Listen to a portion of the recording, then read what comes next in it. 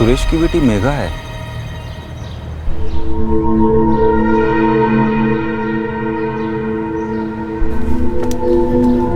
आधा किलो दाल देना। और कैसी है तू? हम ठीक है। और तेरी बड़ी बहन मेघा? वो भी ठीक है।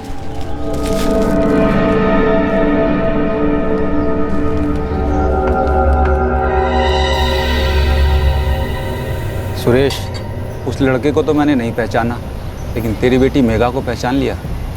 मेघा और रोहिणी दोनों जवान हो रही हैं। इस उम्र में कदम बहकते देर नहीं लगती। ज़रा लगाम लगा सुरेश, कहीं ऐसा ना हो कि भाग जाएं।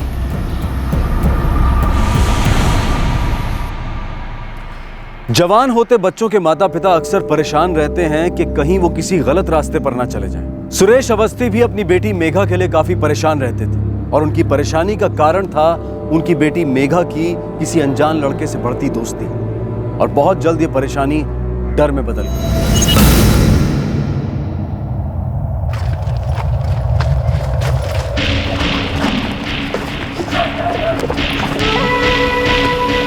सुनते हो, मेघा घर पर नहीं है। घर पर नहीं है मतलब? कहाँ गई वो? पता नहीं, हम तो रसोई में खाना बना रहे थे और वो दूसरे कमरे में थी। मेघा, ओ मेघा, अरे जरा ये सब्जी तो पूरी छील देती। तो सुन रही है ना? अरे तू जवाब क्यों नहीं दी?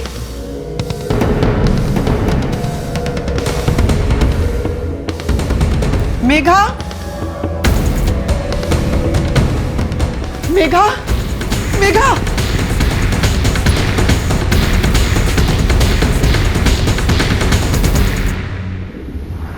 और रोहिणी, वो कहाँ है? वो तो अभी अभी स्कूल से आई है। बोल रोहिणी, कहाँ है मेघा? हमें कुछ नहीं पता बाबा, दीदी ने हमें कुछ नहीं बताया था। नहीं, वो उस लड़के सोमेश के साथ तो नहीं भाग गई?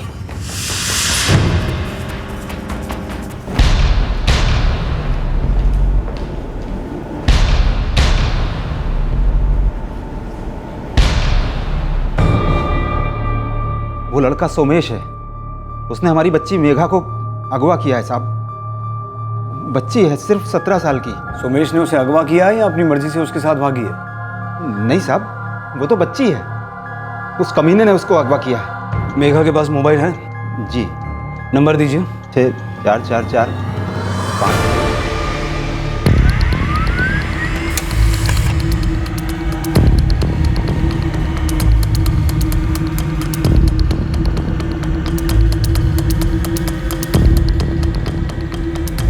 सर, एक अजीब बात है, पिछले 2 हफ्तों से मेघा के फोन से कोई कॉल नहीं हुई और उसके फोन का लास्ट लोकेशन उसका घर ही है।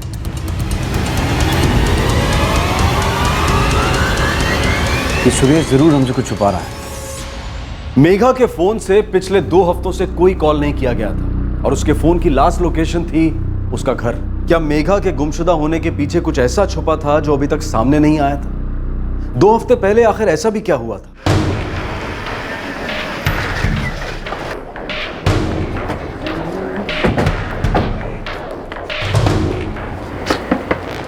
हम सच कह रहे हैं।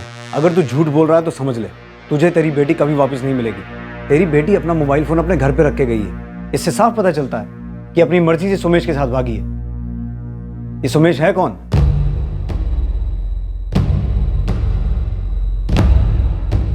दो बार उस लड़के के साथ तुझे देखा गया है घूमते हुए।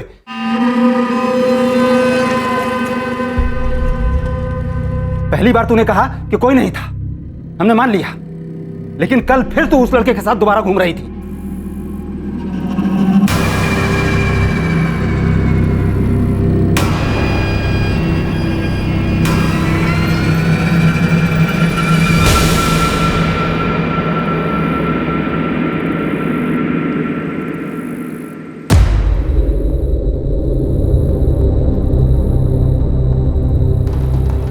सुरेश, अपनी बिटिया को थोड़ा संभाल कर रखो। हमको नहीं लगता वो स्कूल भी जाती है।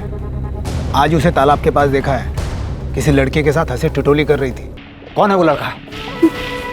बाबा, उसका नाम सुमेश है और हम उसे पसंद करते हैं।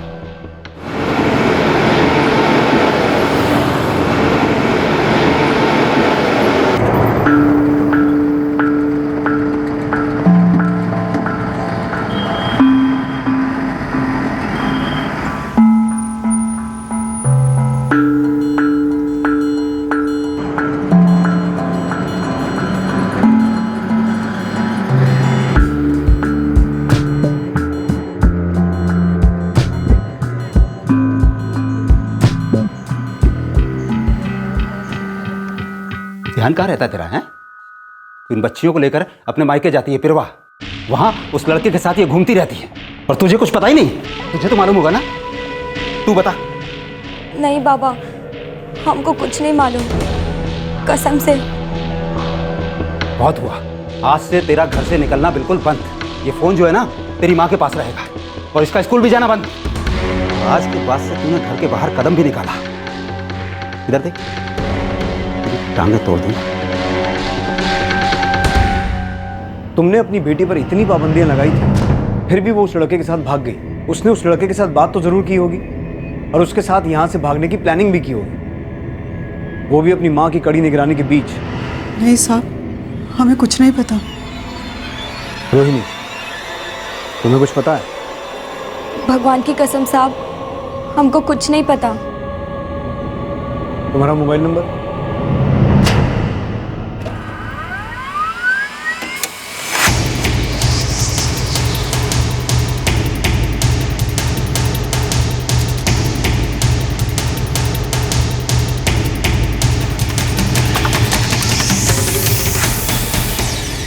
सर, मेघा और उसके पिता सुरेश के कॉल रिकॉर्ड्स में एक नंबर कॉमन है जो कि अब बंद है। ये नंबर जरूर सोमेश का ही होगा।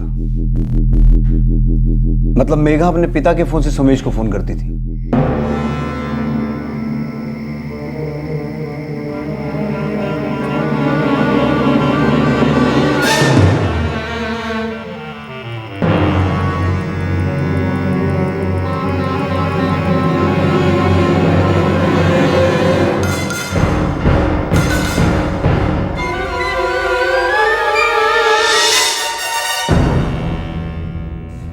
सुरेश, मेघा ने तुम्हारे फोन से ही सुमेश को फोन किया था, तो ये तो हो नहीं सकता कि घर के किसी आदमी को इस बारे में पता ही ना हो। हमें सच में कुछ नहीं पता साहब।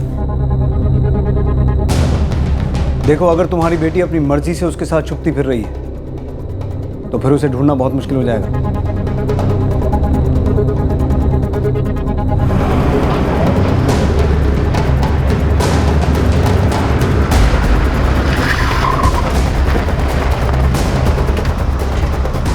पता नहीं साहब, ये सोमेश का है और पिछले 3 दिन से उसका कोई अता पता भी नहीं साहब। रहता कहाँ वो? यह पासी के गांव में रहता है साहब, अकेला रहता है। उसके माँ बाप यहाँ नज़दीक में एक नारजियापुर गांव है, उसमें रहते हैं।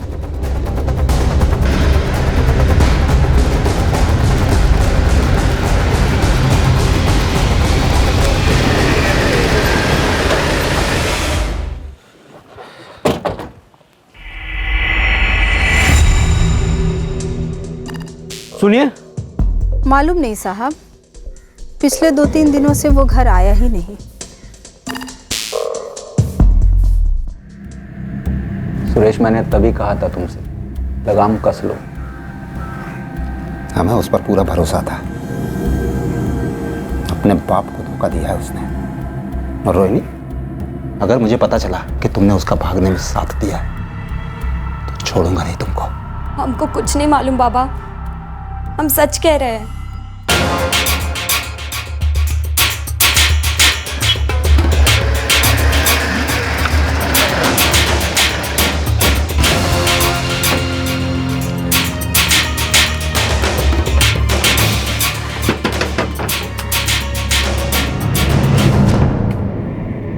जी साहब, वो यहाँ नहीं है, कल ही चला गया। क्या वो मेघा नाम की किसी लड़की के साथ आया था? जी साहब। और इसी वजह से हमसे बहुत गालियाँ भी खा के गया साहब। पगला गया है, मत मारी गई है तेरी। कोई ऐसे लड़की को भगा के लाता है?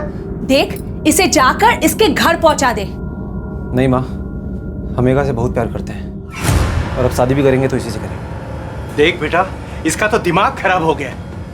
तू अपने घर चली जा, तेरे माँ बाप परेशान हो रहे होगे। हम भी सुमेश से बहुत प्यार करते हैं और हम वापस नहीं जा सकते।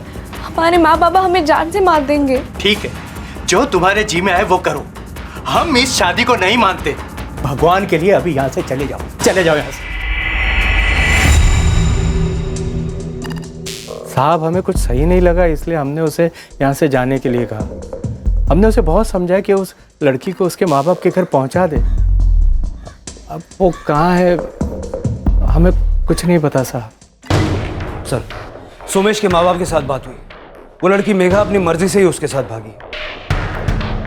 अब तो मेघा को ढूंढना बहुत मुश्किल हो जाएगा, क्योंकि अपनी मर्जी से भागी, ऊपर से नाबालिग। एक काम करो, इन दोनों की फोटो सर्कुलेट करो, कहीं भी जा सकते हैं। शायद दिल्ली की तरफ गए हों। सब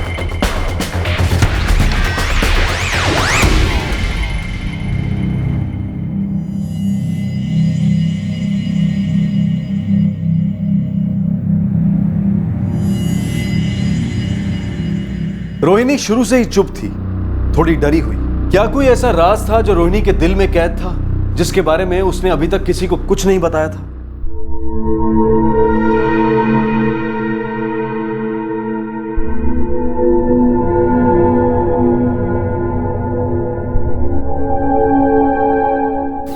हम सोमेश से बहुत प्यार करते हैं। ये क्या बोल रही हो दीदी? अगर बाबा को पता चला कि तुम उनके फोन से रोज उससे बात करती हो तो आफत आ जाएगी। हमें पता है, लेकिन हम सोमेश के बिना नहीं रह सकते, इसलिए हम उसके साथ जा रहे हैं। साथ जा रहे हैं मतलब? तुम उसके साथ भागना चाहती हो? पागल हो गई हो क्या दीदी? ये सब क्या सोच रही हो? अम्मा तुम पर 24 घंटे नजर गड़ाए हैं। अगर बाबा को पता भी चला कि तुम ऐसा कुछ सोच रही हो तो जान से मार डालेंगे। तुम हमारी मदद करो। कल जब तुम स्कूल के लिए निकलोगी तो अपने बैग में हमारे कुछ कपड़े रख लेना, और कल स्कूल मत जाना, हाईवे के पास हमें मिलना। क्यों हमें फंसा रही हो इसमें? बाबा हमारी खाल खींच लेंगे। कुछ नहीं होगा तुझे। अगर कोई कुछ भी पूछे तो कह देना कि तुम्हें कुछ नहीं पता।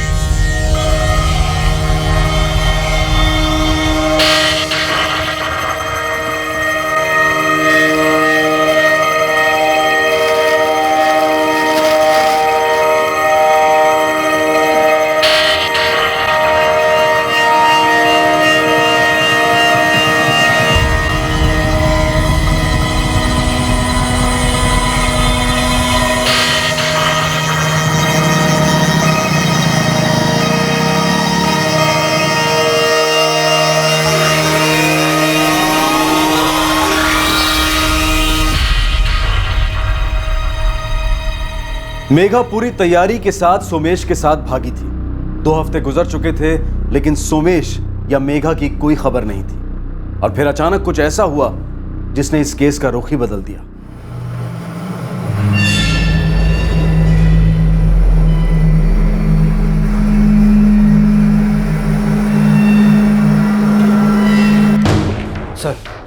हर जगह मेघा और सोमेश के फोटो भिजवाए, लेकिन दोनों का कहीं भी कुछ भी पता नहीं चला। बहुत प्लानिंग के साथ भागे हैं दोनों, ताकि उन तक कोई ना पहुंच सके। मुझे डर है कहीं कोई अनहोनी ना हो जाए।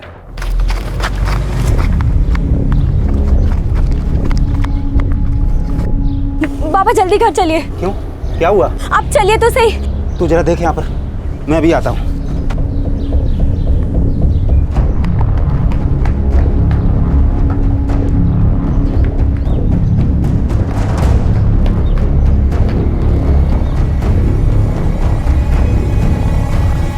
मेघा, बाबा,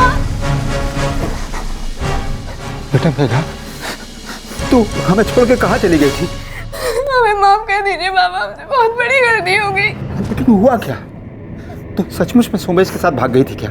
मेघा, उसने तेरे साथ कुछ ऐसा वैसा तो नहीं किया ना?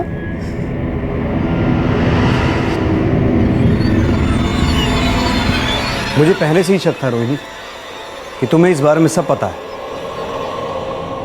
साहब, बच्ची है, माफ कर दीजिए।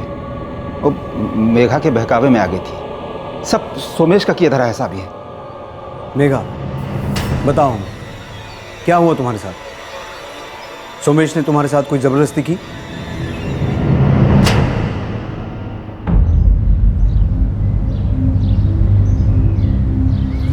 आओ मेघा।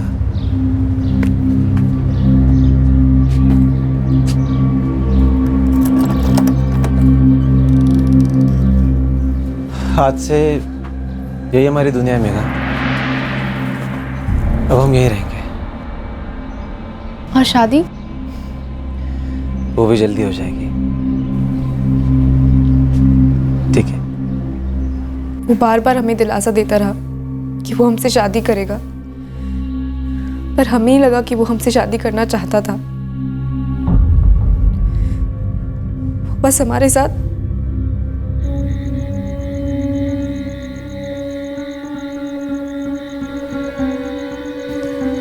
नहीं सोमेश, शादी से पहले ये सब नहीं। अब हम शादी तो करने वाले हैं ना। अब हमने अपनी दुनिया बना ली और हम दिल से तुम्हें अपनी पत्नी मान चुके हैं। पत्नी मानने में और पत्नी होने में बहुत फर्क है। पहले शादी कर लेते हैं, फिर शादी के बाद ये सब।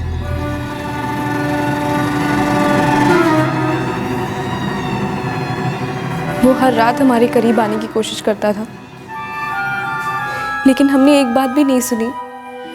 हम बार बार शादी के लिए कह रहे थे। एक दिन जब वो घर के बाहर काम ढूंढने के लिए गया था,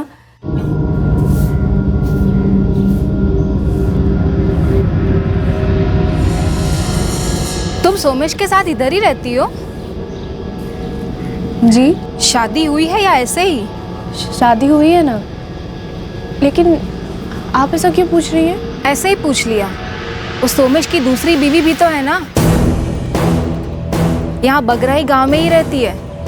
तुम्हें सोमेश के साथ देखा तो सोचा पूछ लेती हूँ।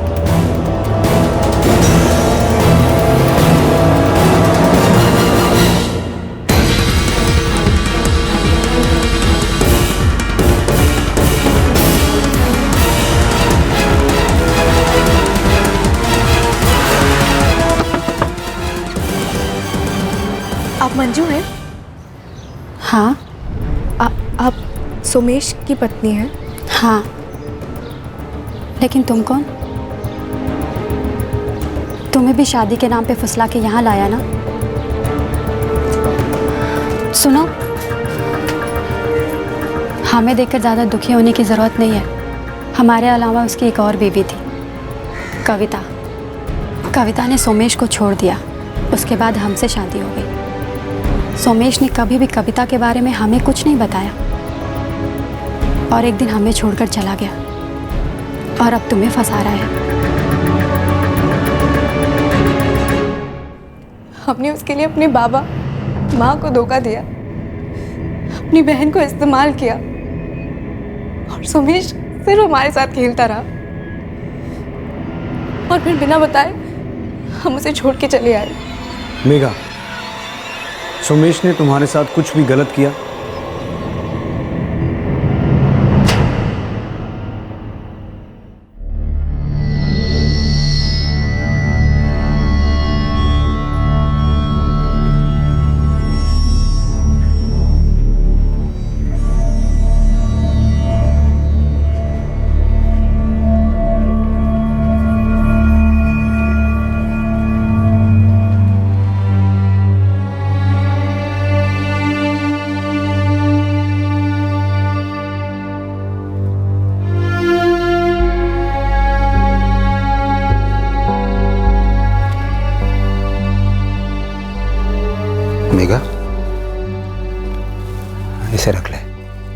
नहीं बाबा, हमें इसकी कोई ज़रूरत नहीं है। बेटा, सुबह का भूला अगर शाम को वापस घर आ जाए तो उसे भूला नहीं कहते हैं।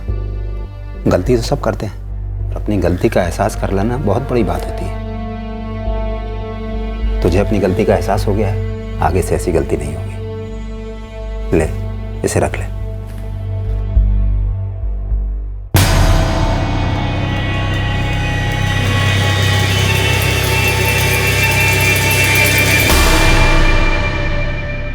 अंत भला तो सब भला, लेकिन ये अंत नहीं था, एक नई मुसीबत की शुरुआत थी। एक ऐसी मुसीबत जिसके बारे में किसी ने सोचा भी नहीं।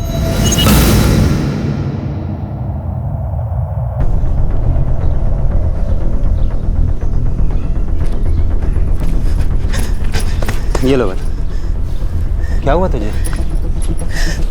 मेघा और रोहिणी दोनों घर नहीं लौटी। रोहिणी की सहेली ने बताया आज वो स्कूल भी नहीं गई थी। क्या मेघा और रोहिणी दोनों गायब हैं? जी साहब, हम स्कूल भी पता करके आए। मेघा जब से वापस आई थी तो दोबारा से स्कूल जाना शुरू कर दिया। हमने उसका फ़ोन भी वापस कर दिया था, लेकिन अब फ़ोन बंद है। मेघा के साथ रोहिणी भी गायब है। दोनों का कोई पता ही नहीं चल रहा है साहब।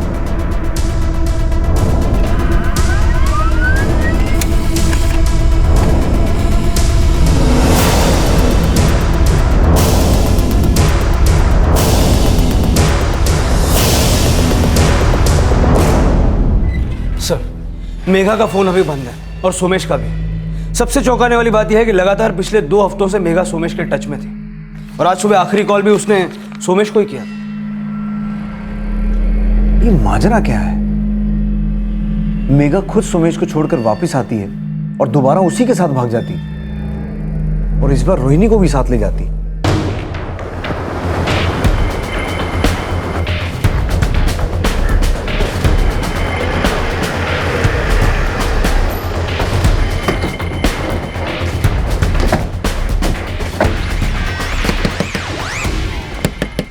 क्या? हाँ, वो लगातार पिछले 2 हफ्तों से सोमेश से बात कर रही थी। लेकिन साहब, वो तो सुधर गई थी, अब दोबारा से सोमेश से बात कैसे कर सकती है वो? साहब, वो तो घर में हमसे भी बात नहीं करती थी, तो फिर सोमेश से कैसे बात कर सकती थी?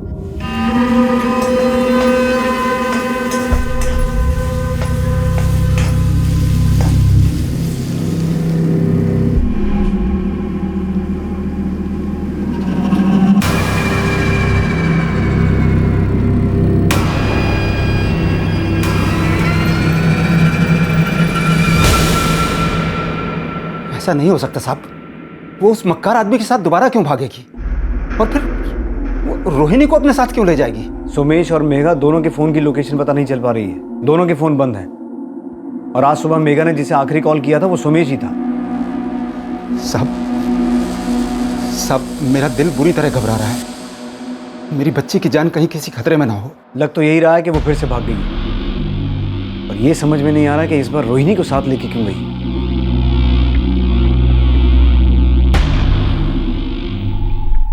भगवान जाने हमारे प्यार में क्या कमी रह गई थी।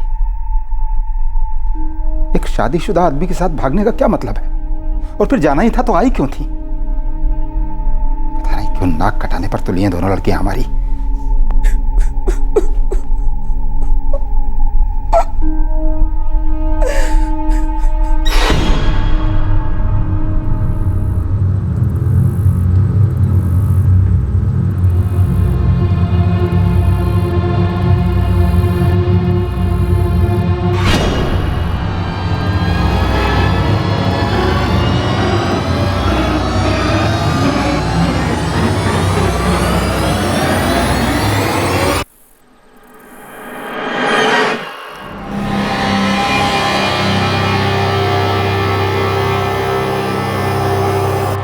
सर, धुरीबा गांव से इंस्पेक्टर जयकांत ठाकुर का फोन आया था। वहां उन्हें 2 बॉडीज मिली।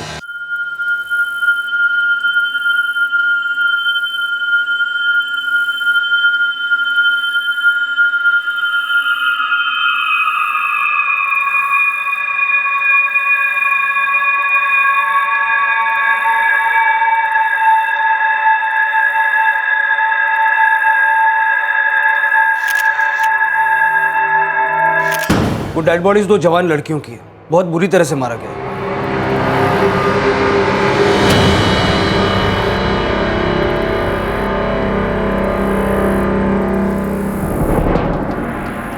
साहब, दोनों लड़कियां हैं।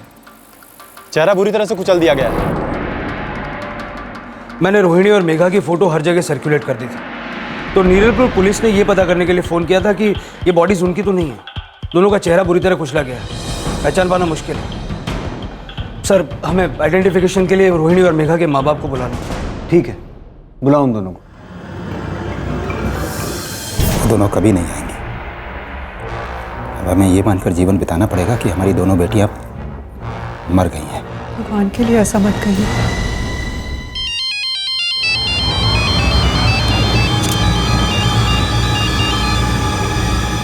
हेलो,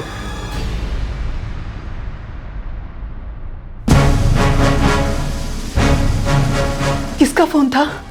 पुलिस को 2 जवान लड़कियों की लाश मिली है। हमें शिनाख्त करने के लिए बुलाया है।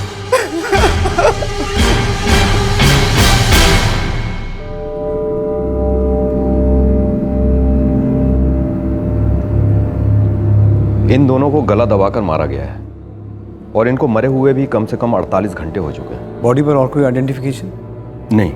मारने के बाद इनके चेहरे को किसी भारी चीज जैसे पत्थर से बुरी तरह से कुचला गया है ताकि इनकी पहचान न हो सके।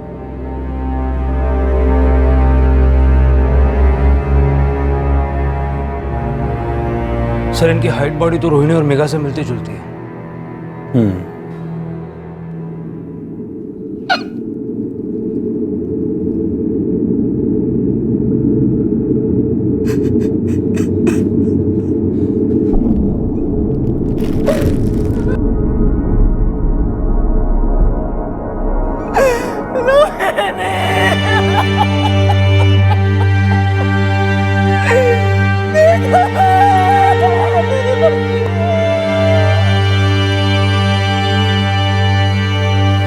तुम्हें पक्का यकीन है ये मेघा और रोहिणी की लाशें हैं? जी साहब।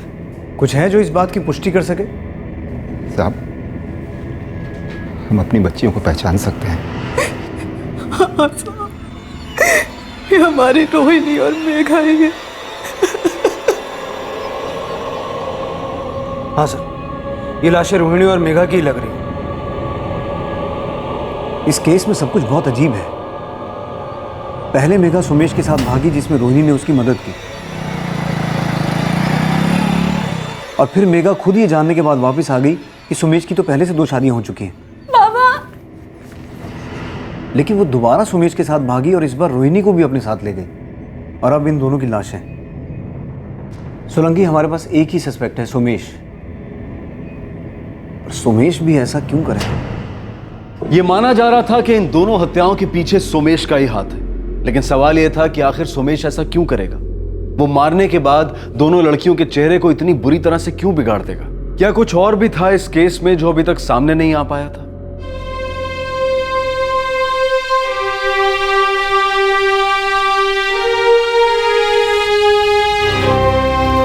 मेरी बस्ती देखा।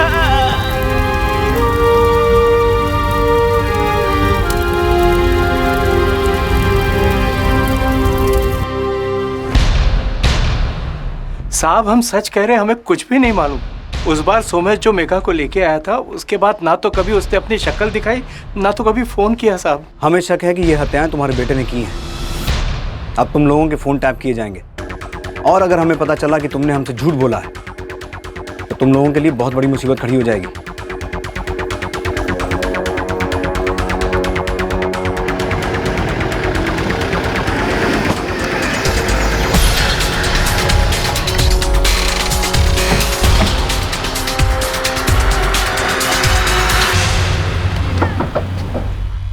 पता नहीं साहब, कहाँ है, क्या कर रहा है। और साहब, अगर आपको मिल जाए ना तो हमें मत बताना। हमारा उससे अब कोई लेना देना नहीं। बहुत पहले छोड़कर गया था हमें, उसके बाद एक बार भी पलट कर नहीं मिला। पता नहीं कहाँ है। अपने इलाके के सारे खबरी लगा दो, जरूरत पड़े तो आसपास के इलाकों के भी।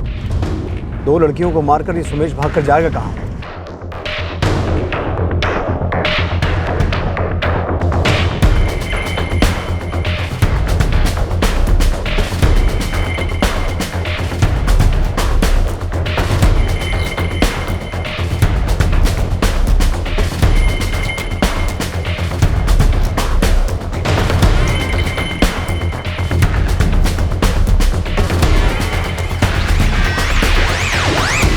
सर, इस सोमेश की कोई भी इंफॉर्मेशन नहीं मिल रही है।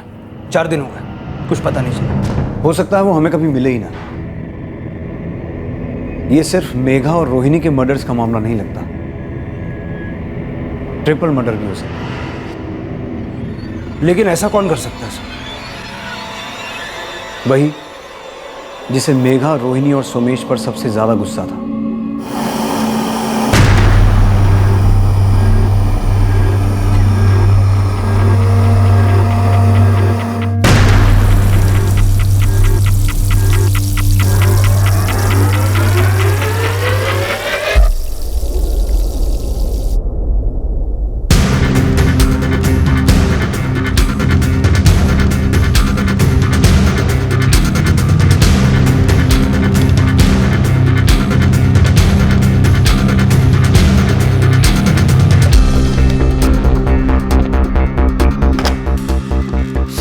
सुरेश के कॉल रिकॉर्ड्स चेक किए, लेकिन शक करने लायक कुछ भी नहीं मिला।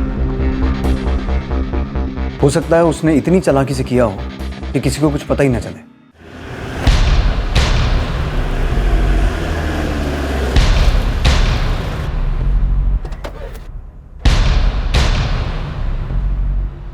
क्या हुआ साहब?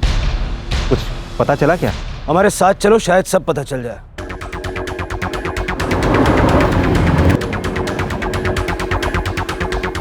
ये पुलिस इसे क्यों पकड़ के ले गई? इसने मारा क्या अपनी बेटियों को? नहीं विजय भैया, और होगा भी तो हमको नहीं मालूम। ये कैसी बातें कर रहे हैं साहब? आप ऐसा सोच भी कैसे सकते हैं कि हम अपनी बच्चियों को खुद मार देंगे? तुमने अपनी बेटियों को खुद ही खोज लिया था। गुस्सा तो तुम्हारे अंदर था ही, क्योंकि तुम्हारी बेटियों ने तुम्हें 1 बार नहीं 2 बार धोखा दिया था। इसलिए इसी गुस्से और नफरत में तुमने अपनी बेटियों को मार के फेंक दिया, और कोई उनकी लाशों को पहचान ना पाए इस तरह से उनका चेहरा कुचल दिया। और जब हमें लाशें मिली तो तुमने उन्हें पहचान भी लिया। सुरेश, अब इतना बता दो, सोमेश को मार के कहां फेंका है? साहब, हमने ऐसा कुछ नहीं किया है। एक तुम ही ऐसे आदमी हो जिसके पास ये हत्याएं करने की वजह है। आज तो मेरे पास तुम्हारे खिलाफ कोई सबूत है नहीं, लेकिन जिस दिन सबूत मिल गया ना, उस दिन तुम्हें मेरे हाथों से कोई नहीं बचा पाएगा। एक तो पहले से ही गांव वाले हम पर थूक रहे हैं कि हम अपनी बेटियों को संभाल नहीं पाए, और अब पुलिस वाले भी हम पर शक कर रहे हैं कि हमने खुद अपनी बच्ची की जान ली, और उस सोमेश की। सोमेश का कहीं कोई पता नहीं था, और अब इस बात की भी आशंका जताई जा रही थी कि शायद ये ऑनर किलिंग का मामला हो और मेघा और रोहिणी के घर वालों ने ही उनकी हत्या की हो। पुलिस अपनी इन्वेस्टिगेशन में लग गई, लेकिन इस इन्वेस्टिगेशन से कहीं दूर इस केस के बारे में एक चौंकाने वाली बात सामने आई।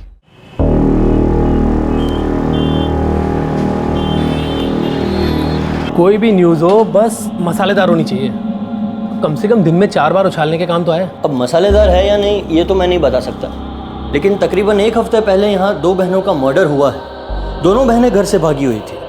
पहले लग रहा था कि शायद किसी लड़के के साथ भागी है और उसी लड़के ने इन दोनों को मारकर फेंक दिया है। हालांकि पुलिस ने इस लड़के को ढूंढने की बहुत कोशिश की, पर अब जब लड़का नहीं मिल रहा है तो पुलिस को लग रहा है कि ये ऑनर किलिंग्स हैं जो कि खुद लड़की के बाप ने की हैं। इंटरेस्टिंग यार, ऑनर किलिंग की कहानियां तो लोग बहुत देखते हैं। सकर भेज दे। ठीक है, तो मैं तुम्हें प्रिंट आर्टिकल्स और फोटोग्राफ्स दोनों भेज रहा हूँ, और अगर बाइट्स मिलते हैं तो बाइट्स भी भेज देता हूँ। चल ठीक है, जल्दी करना है ना। Okay okay, don't worry.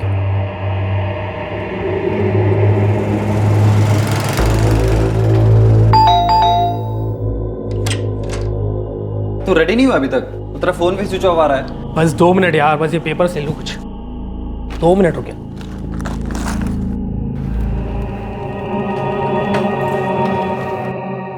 Manish यार 2 मिनट रुक, कुछ प्रिंट आउट लेना।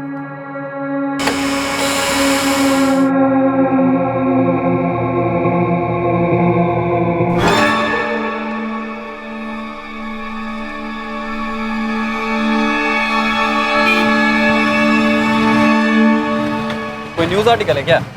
2 बहनें हैं, मर्डर हुआ है।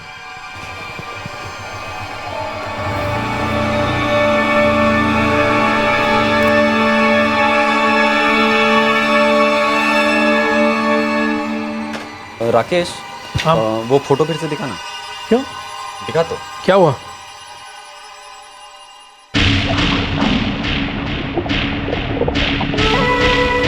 एक काम कर, इसको भी न्यूज़ में मत डाल। लेकिन क्यों? मुझे लगता है इस केस में मैं तुझे और कुछ लीड्स दे सकता हूँ। कैसी लीड्स? कल सुबह तक रुक, मैं तुझे कुछ फुटेज ला कर देता हूँ। बहुत ही सनसनी केस है। चल।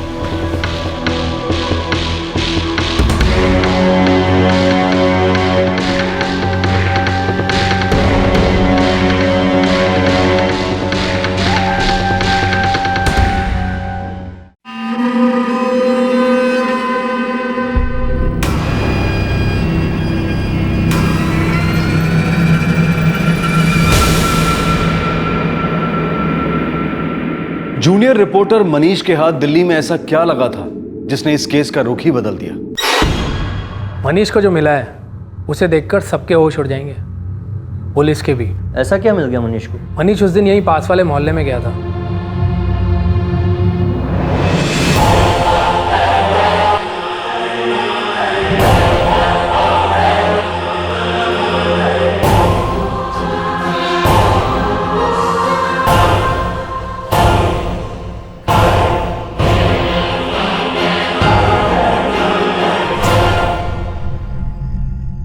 वो दोनों लड़कियां जिंदा हैं। मेघा और रोहिणी जिंदा है? और वो भी दिल्ली में? हाँ, और वो वहां 2 लड़कों के साथ रह रही है।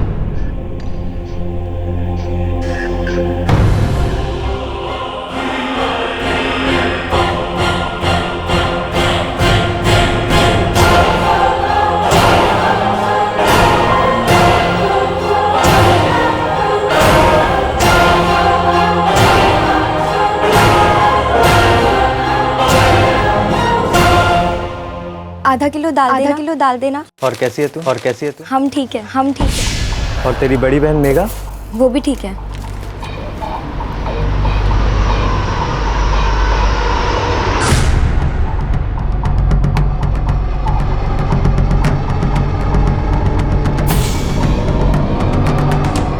तुम एक काम करो, वो फुटेज मुझे जल्दी से भेज दो, मैं अभी कभी पुलिस को दिखाता हूँ। अगर ये वो 2 लड़कियां नहीं हैं, इसका मतलब कोई और 2 लड़कियों का मर्डर हुआ है। मैं तुरंत से कन्वर्ट करके तुझे फुटेज मेल करता हूँ।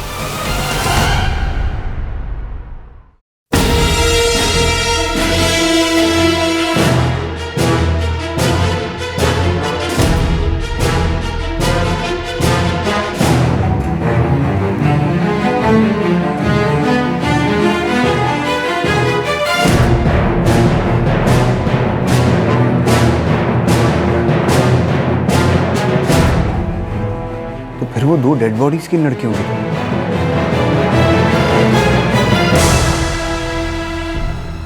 सोलंकी, टीम रेडी करो।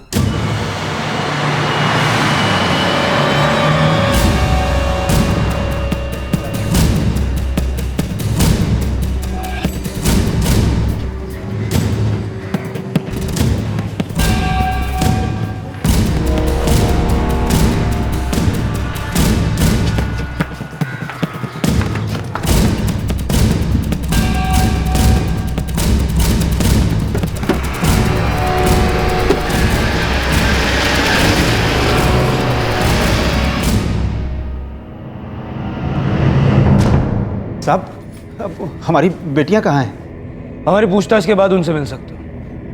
लेकिन साहब, पुलिस क्या सोच रही थी और ये केस क्या निकला? 2 लड़कियां अपनी मर्जी से 2 लड़कों के साथ भाग गईं और पुलिस और घर वालों से बचने के लिए 2 लड़कियों का कत्ल कर दिया गया। ये पहली बार नहीं हुआ था, ऐसा पहले भी कई बार हो चुका था। तो क्या इस बार भी ऐसा ही हुआ था? नहीं साहब, हमने किसी को नहीं मारा साहब। तो फिर वो लाशें किसकी थी जो हमें मिली? हम नहीं जानते साहब, लेकिन हमने किसी का खून नहीं किया साहब। हम तो बस यहाँ से भाग के दिल्ली गए थे और इतने दिन से वहीं रह रहे थे साहब। और तुम कौन हो?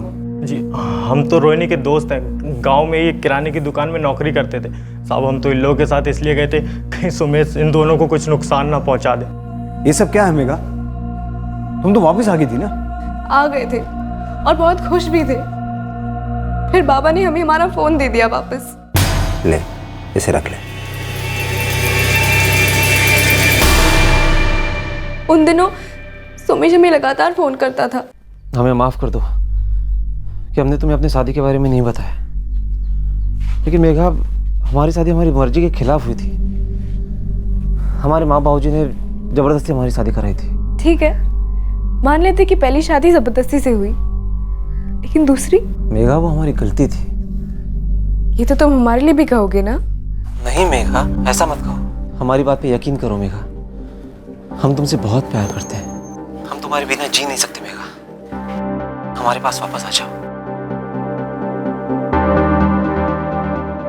हमारे माँ बाबा ने हमारे ऊपर बहुत विश्वास किया था, लेकिन चाहते हुए भी हम खुद को रोक नहीं पाए। तुम पागल हो गई हो क्या दीदी? तुम्हें अब तक समझ नहीं आया? वो लड़का तुमसे प्यार व्यार नहीं करता। हमारा दिल जानता है, वो हमसे बहुत प्यार करता है। अगर पिछली बार की तरह तुमने इस बार भी भागने की कोशिश की तो बाबा तुम्हें नहीं छोड़ेंगे। हम जानते हैं, लेकिन हम भी सुमेश को ऐसे नहीं छोड़ सकते। हम जानते थे कि दीदी नहीं मानेगी और इस बार उनके भागने पर बाबा हमारी खाल खींच लेते, इसलिए हमने हमारे दोस्त शिवम से बात की। तुझे अपनी चिंता हो रही है, ज़रा ये तो सोच, अगर सुमेश ने मेघा को दोबारा धोखा दे दिया तो मेघा तो बड़ी मुसीबत में फंस जाएगी ना। हमें तो समझ में ही नहीं आ रहा कि हम क्या करें। तू एक काम कर, तू भी जा उन लोगों के साथ और हम भी चलते हैं तुम्हारे साथ। अगर हमें लगा कि सुमेश मेघा को दोबारा धोखा दे रहा है तो फिर हम मेघा को लेके वापस आएंगे। हम रोहिणी के साथ घर से भागे और रास्ते में हमें शिवम मिल गया। साहब, हम मेघा से बहुत प्यार करते हैं साहब, और इसीलिए हम उससे शादी करके दिल्ली में बस गए थे साहब। साहब, हम सच में नहीं जानते साहब कि जिन दो लड़कियों का खून हुआ वो कौन थी। माँ, बाबा हमें माफ कर दीजिए, हम सुमेश को भूल नहीं पाए। हम जानते हैं हमने आपको दोबारा धोखा दिया है। रोहिणी भी ये सब में फंस गई है हमारी वजह से। इसकी कोई गलती नहीं है, सब हमारी गलती है। हमें माफ कर दीजिए बाबा। बाबा एक बार हमें माफ कर दीजिए। बाबा, बाबा हमारी तरफ देखिए तो। उन लड़कियों के कत्ल के मामले में इन चारों पर शक करने की हमारे पास पूरी वजह है, लेकिन ये चारों दिल्ली में खुलेआम रह रहे थे, क्रिमिनल्स की तरह छुप कर नहीं। मुझे लगता है सच बोल रहा है, पर अगर इन चारों ने उन लड़कियों को नहीं मारा तो फिर किसने मारा? सर, रोहिणी और मेघा दोनों लापता थे। उनका बाप सुरेश भी लाशों को पहचानने में धोखा खा गया था। कहीं ऐसा तो नहीं कि कहीं और भी दो लड़कियां मिसिंग हों और हम रोहिणी और मेघा में उलझ के रह गए हों। आसपास के पुलिस स्टेशन में जितनी भी मिसिंग कंप्लेंट्स हैं सबकी जांच करो। ये डबल मर्डर केस है। लड़कियों का अंतिम संस्कार भी हो चुका है और हमारे पास कोई भी लीड नहीं है। ये दोनों लड़कियां कौन थीं और इनके कत्ल के पीछे क्या राज था? अब ये एक नया केस बन चुका था जिसके बारे में किसी को कुछ नहीं पता था। पुलिस ने फिर से मिसिंग लोगों की फाइल्स छान मारी, तो क्या पुलिस को कभी पता चल पाया कि आखिर ये दोनों लड़कियां कौन थीं? सर, हमने आसपास के सारे पुलिस स्टेशन की सारी मिसिंग कंप्लेंट्स देख ली। उन लड़कियों से मिलती जुलती कोई लड़की नहीं मिली। लाशों की शक्ल पूरी तरह बिगाड़ दी गई थी सर, इसलिए ढूंढने में बहुत मुश्किल हो रही है।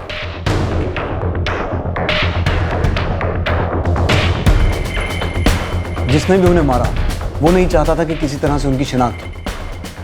खैर, अपने खबरियों का नेटवर्क एक्टिव कर दो, हमें चांस तो लेना ही होगा। साहब, ये खिसपुर गांव में दो लड़कियां बहुत दिन से दिखी नहीं हैं। कौन? एक आरती है 20 साल की और दूसरी उसकी छोटी बहन है पूजा 18 साल की। उन दोनों की माँ का नाम राधा है और पिता का नाम है रविंदर द्विवेदी। जरा जोर लगाइए साहब, यहाँ मामला कुछ गड़बड़ है।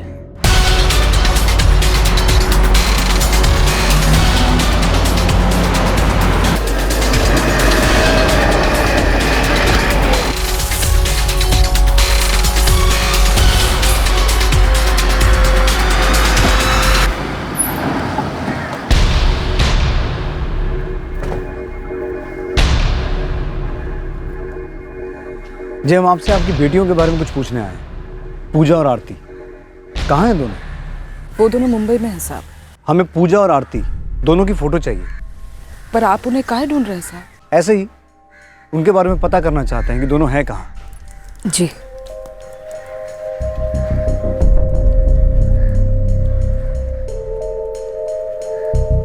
सर, माँ काफी परेशान नजर आ रही थी।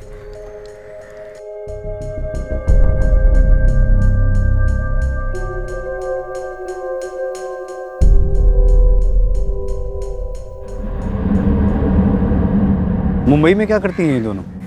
इन दोनों ने शादी कर ली साहब। और इनके पति वो क्या करते हैं? हमें नहीं पता साहब, दोनों घर से भाग गई थी।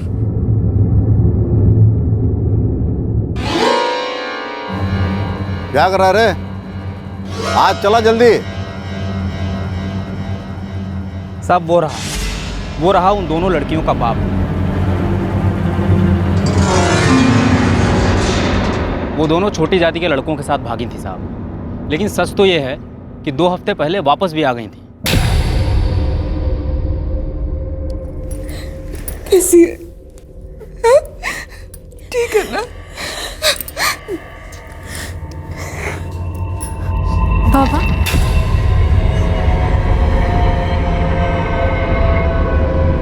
माँ का दिल तो माँ जैसा ही होता है साहब, लेकिन बाप का गुस्सा ठंडा नहीं हुआ। वो दोनों वापस क्यों आई ये कोई नहीं जानता साहब। किन 2 लड़कों के साथ भागी थी वो? रितेश और उसका चचेरा भाई मयूर। मैं आपके लिए उनका पता ढूंढ दूंगा। सिर्फ उनका पता नहीं, मुझे वो दोनों भी चाहिए।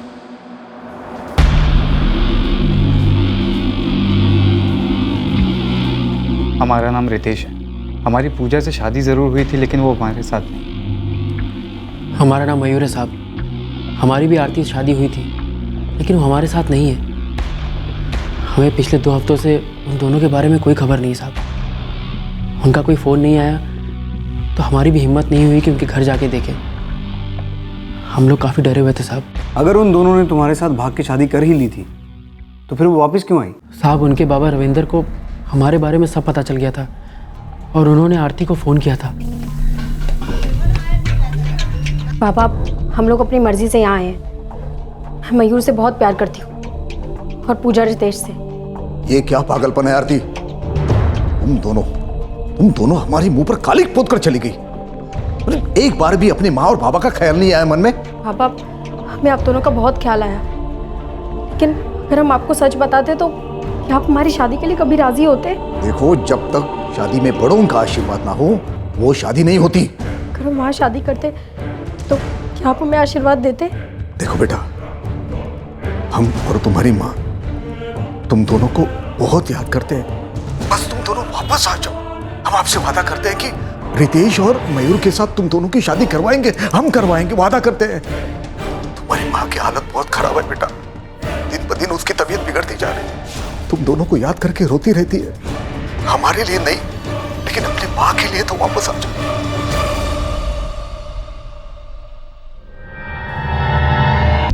अरे, क्या हुआ तुम दोनों को? आज बाबा का फोन आया था, हमारी शादी के लिए मान गए।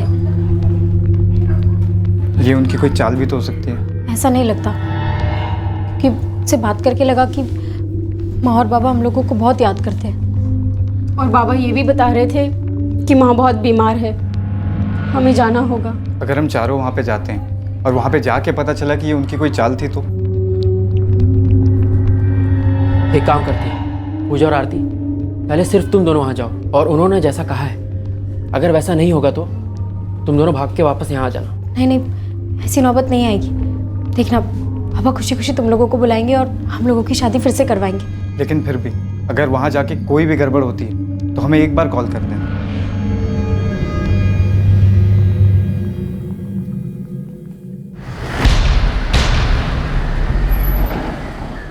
ये तुम्हारी दोनों बेटियां पूजा और आरती है? जी नहीं, ये हमारी बेटियां नहीं है। तुम्हारी दोनों बेटियां लापता है ना? तो तुमने पुलिस में उनकी कोई शिकायत दर्ज नहीं करवाई, क्यों? वो दोनों हमारी नाक कटाकर भाग गई, वो भी छोटी जाति के लड़कों के साथ। वो दोनों वापस भी तो आ गई थी। नहीं, वो कभी वापस नहीं आई। आपकी बेटियां वापस आ गई थी ना? जी नहीं आई थी। झूठ बोल रहे हो तुम दोनों। पूजा और आरती मर चुकी हैं और मैं दावे के साथ कह सकता हूं कि तुम्हें इस बारे में अच्छी तरह से पता है। हमारे लिए तो उसी दिन मर गई थी। जिस दिन वो उन छोटी जाति के लड़कों के साथ भाग गई थी। इसमें कौन सी नई बात बता रही आप? नई बात यह है कि तुमने खुद अपनी बेटियों का खून किया है। हमने किसी का खून नहीं किया। पूजा और आरती आपकी बेटियां थी ना, वो घर छोड़ के गई, आपको धक्का तो जरूर लगा होगा, पर कम से कम वो जिंदा तो थी। उन्हें ये झूठ बोलकर वापस बुलाया गया कि आपकी तबीयत ठीक नहीं है, और फिर उन्हें मार दिया गया। और सिर्फ मारकर नहीं छोड़ा, उनका चेहरा बुरी तरह से कुचल दिया गया किसी भारी चीज से। आपकी बेटियां, जिन्हें आपने अपनी कोख से जन्म दिया है, उन्हें किसी दरिंदे ने बुरी तरह से मारकर फेंक दिया। देखिए, ये कहानियां सुनाकर आप आपका और हमारा समय बर्बाद कर रहे हैं। आपके सामने ही मारा था ना उन्हें, या फिर मारने के बाद आपको बताया गया कि वो मर चुकी है? हमें कोई फर्क नहीं पड़ता वो जिंदा या मर गई। हमने कहा ना, हमारे लिए वो पहले ही मर चुकी थी। बिल्कुल, तुम्हारे लिए तो वो पहले से ही मर चुकी थी, इसीलिए तुमने शादी का झूठा वादा देकर उन्हें वापस बुलाया और फिर सच में मार दिया। आप लोग यहां से चले जाइए। उन दोनों से हमें कोई मतलब नहीं था, ना ही रहेगा, और उन दोनों के बारे में हमें और कुछ भी नहीं जानना है। लेकिन हमें जानना है उनके हत्यारे के बारे में, जिसे पूजा और आरती की मां अच्छी तरह से जानती है।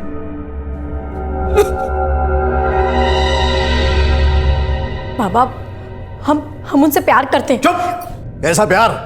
कैसा प्यार? ऐसे प्यार को हम नहीं मानते। ये छोटी जात वाले हैं जिनके हमारे सामने खड़े होने की औकात नहीं। तुम दोनों उन्हें हमारा दामाद बनाकर हमारे सर पर बिठाना चाहती हो। लेकिन बाबा, हमने मयूर और रितेश से शादी की है, हम उनकी पत्नियां हैं। आप हमें जबरदस्ती बुला तो सकते हैं, लेकिन हमें वापस जाने से नहीं रोक सकते। हम लोग वापस जा रहे हैं, चल।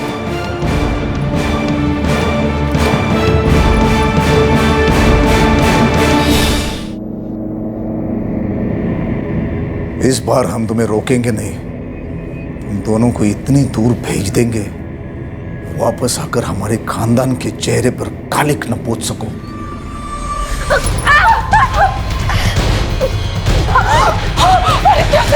ये दोनों हमारे माथे का कलंक है। बेटियां कहलाने के लायक नहीं है ये दोनों। जिंदा रह के हमारी और थू थू करवाए, इससे अच्छा है कि ये मर जाए।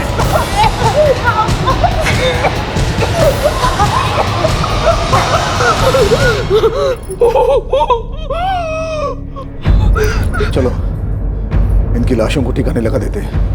उठाओ।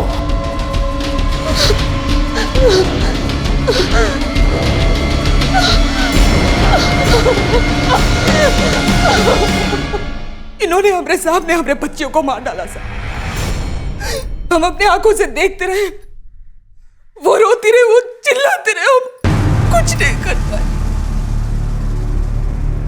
ये हमरे आरती साहब और ये पूजा, कौन कहेगा ये हमरे वही फूल जैसे बच्चे है साहब। इसने इन दोनों को मारने के बाद इनका चेहरा तक कुचल दिया साहब। अपनी झूठी शान के खातिर हमने को कुचल के रख दिया इसने। क्या खूनी है साहब, ये खूनी है। मार डालो इसको, मार डालो। उनके साथ उन सबको मार डालो जो अपनी झूठी शान और झूठे इज्जत के खातिर मासूमों का खून बहाते हैं। मार डालो साहब, मार डालो। हमें भूल से बच्चों की गलती क्या थी साहब? प्यार किया था ना। अगर प्यार करना गलती है, अगर प्यार करना गुनाह है, तो इन जैसे लोग जो नफरत फैलाते हैं, उनका क्या? उनका क्या?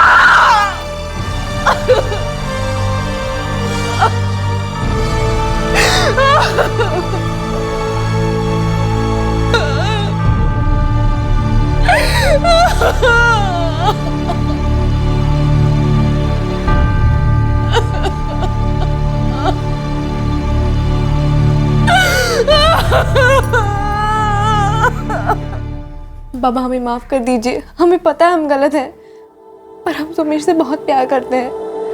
हम चाहते हैं कि उसके खिलाफ ये केस हम वापस ले लें। हम अपनी मर्जी से भागे थे। और बाबा, शिवम सिर्फ हमारा दोस्त है, हमारे बीच इससे ज्यादा और कुछ भी नहीं है। और वो हमारे साथ गया भी इसलिए था ताकि मेघा दीदी और हमारा ख्याल रख सके। मान जाइए ना बाबा।